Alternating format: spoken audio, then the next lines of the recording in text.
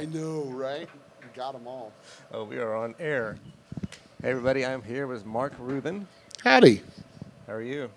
Man, I'm great. After performance at the Mucky Duck, how can you go wrong? Well, that's usually how I start these little interviews I do. I talk about the history of the artist and our venue, and you've been playing here for quite a while. How long has this place been here? 1990.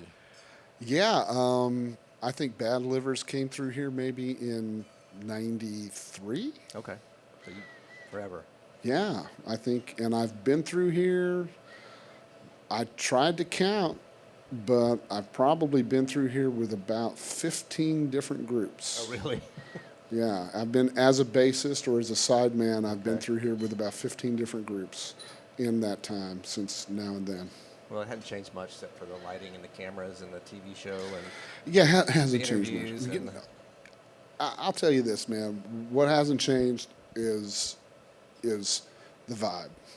Is it's always been like this homey, awesome little place to get ensconced and feel comfortable and feel welcome and I've always looked forward to coming here because I know it's going to be a great environment to play music in and it really attracts a great clientele. well, that's very kind of you to say. It's Thank true. you. I mean, it ain't bragging if it's true. Well, I'll slip you the $20 later. Oh, I'm just kidding. So I'm gonna get on with these little questions I got for you. Ready? What is the first record that you purchased or stole with your hard-earned money or with your fingers? Songs in the Key of Life by Stevie Wonder. That is a way more cool answer than about 90% of the ones I get. So you were there at a very young age. What was your first concert that you wanted to go to? Not like your parents took you to or the church took you to. I was really lucky. The first concert that I wanted to go to, my dad actually took me to for my birthday, and that was to see the Dead Kennedys play in What? Dallas, Texas. That's My dad took me your dad took you to see the Dead Kennedys. for my 14th birthday. So this is what's wrong with you. Not that there's anything wrong with you. Well, I saw Jello once on this little solo thing at the Continental Club. Yeah, not man. too long ago. He's a little off the rails. Yeah, he's actually a big Bad Livers fan. Is he? Yeah, he's a big Bad Livers I fan. could totally an old see friend. that. He's an old friend too. Yeah, he's a great guy. I He's- wanted him to sign this. Our band could be your life book. It's kind of like have you ever heard of it? Oh, yeah. Yeah. He was. What is this? I don't know this. He's. What does it say? What's it about? And he wouldn't kind of flip through it. He goes, okay, I'll sign it. But he was all nervous about signing it. Anyways, Great. that's my story. No, yeah, it was Dead Kennedys. We drove down from Norman, Oklahoma, made the trip down. My dad, it was at a place. It was at a warehouse. Like it was in the Butthole Surfers showed up and played. Oh, did they? Stickmen with Ray Guns. I'll never forget MDC.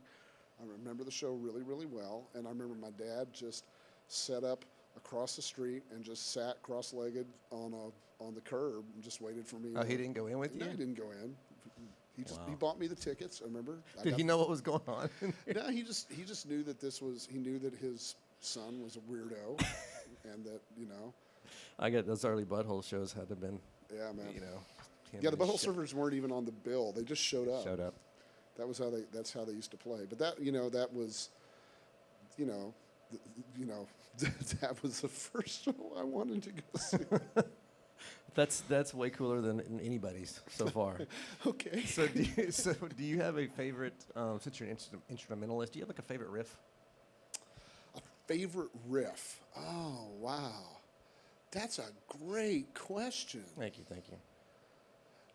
The problem is that I play a lot of different instruments. But yes, I do Right. have a favorite riff. It's a bass riff. Okay. It's used in country western music, and it's called "Look at the Dog." I don't know that one. Yeah, it's used in when you're you probably wouldn't even notice it. It's Right. it's when you're playing a shuffle and the band's going moving along, and then at the end of a form, like the band's just going boom ba doom ba doom Right. ba doom ba doom ba doom ba doom ba doom. That's what the bass sounds like, right? Right. And then at the very end of the phrase, it'll go ba doom ba da boom boom ba doom ba doom ba doom. That means look at the dog. Doom ba doom ba doom ba doom. The other thing I like that's like that I'm too. probably gonna never unhear that now. Right, and you never will. It's like in old Ray Price records and old country western records. Right. The other thing I like is what the fiddle players called the nit nit new. You know what that is? That's when they play the fiddle. Nit nit new. Okay, New yeah. new. It's called a nit nit new. So those are my two favorite. I'm learning riffs. a lot here tonight. So who was the first artist you put on a pedestal? First artist that I put on a pedestal was local guys, like the guys who were around me growing up. Okay. Like there was a reggae band in my hometown in Norman, Oklahoma. There was this group called the Legendary Street People Reggae Band. I'm just reminded of them because they just had a big reunion that I missed. I ended up being in that band. But they had a lead singer named Rubin. I thought, oh, this guy's incredible. Your world is kind of small when you first start off, and everything starts local. And so like the people that you see, like there's a guy named Terry Ware, Buffalo Ware, up in Norman, Oklahoma, and he was this awesome guitar player, and he was the first guitar player I saw who could really rip it. Okay. Or Alan Mundy was like the first banjo player I saw who could these are all just guys from Oklahoma. Makes sense. So you're on a desert island, deserted island. You get 3 records. Yeah. I say 3 for brevity. Right. So which 3 are you taking? Dude, they're not even records that you would even recognize or understand. It's okay. Maybe somebody out there that watches this will know.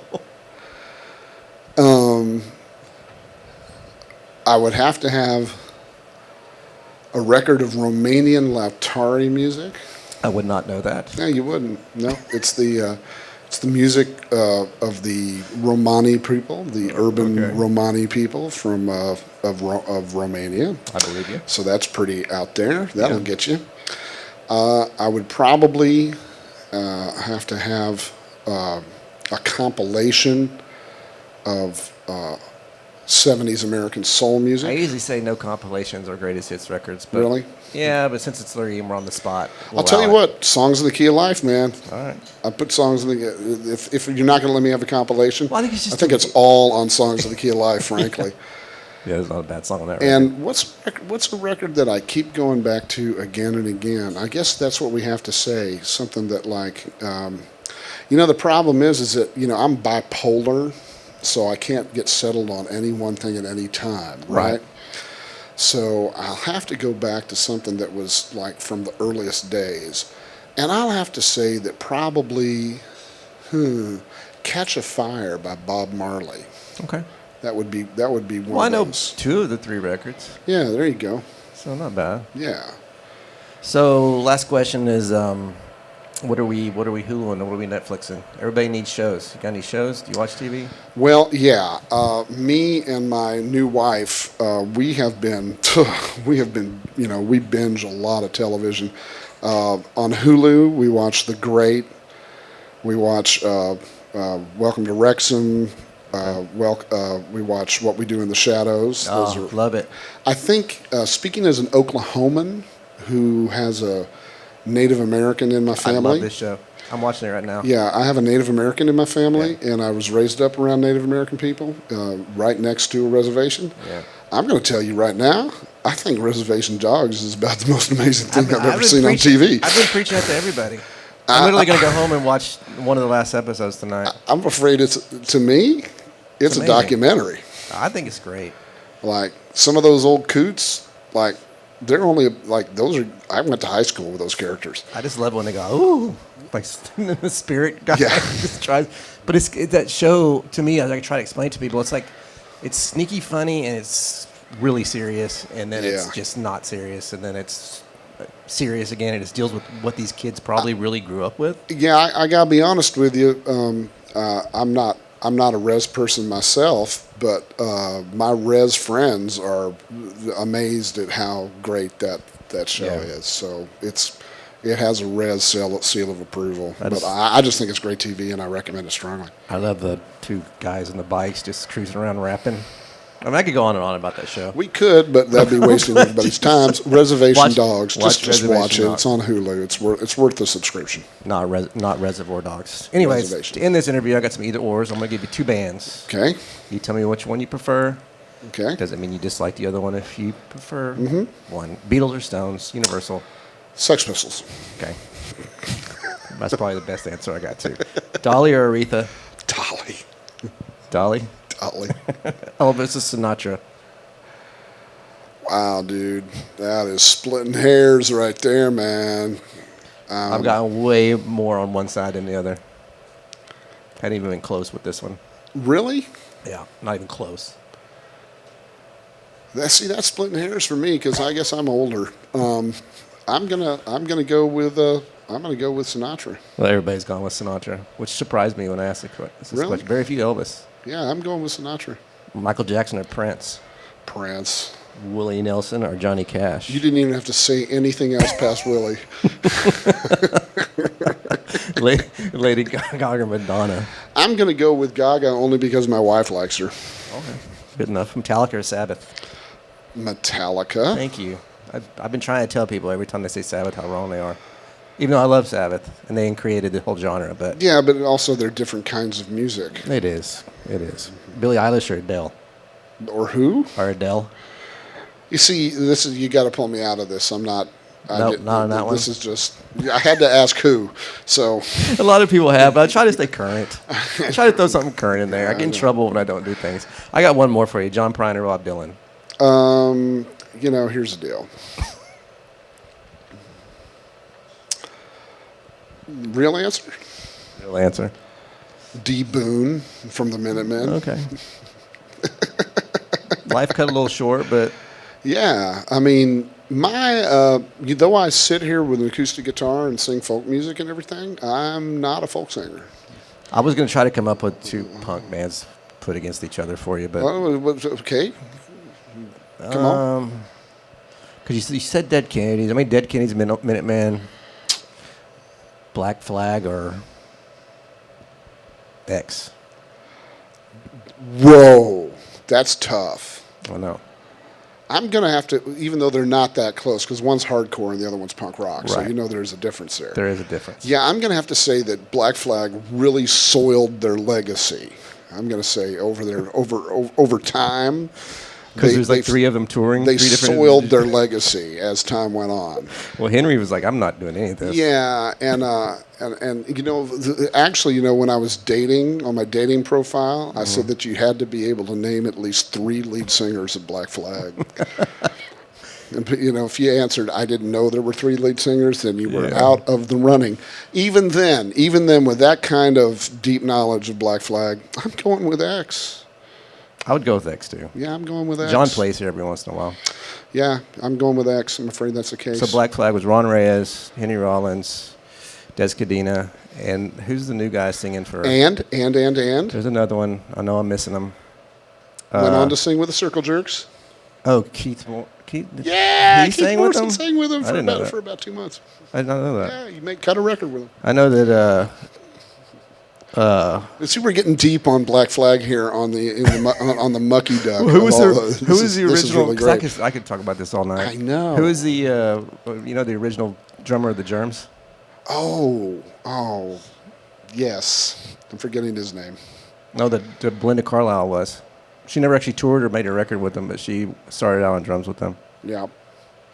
But We're getting into the woods here, friends. that's all I really got for you. That's all you really got? We could go on forever. Man, I got to tell you what. These are great questions, and I guess. thanks. Am I known now? Am I known by these questions? The tens of people that are going to watch this are going to know you very well. Well, I got to tell you, man, thank you very much. It's always a pleasure to be back here at the Mucky Duck. Well, we This love is having you, and we'll great stage. do it again soon. Watch Res Dogs. That's all I got.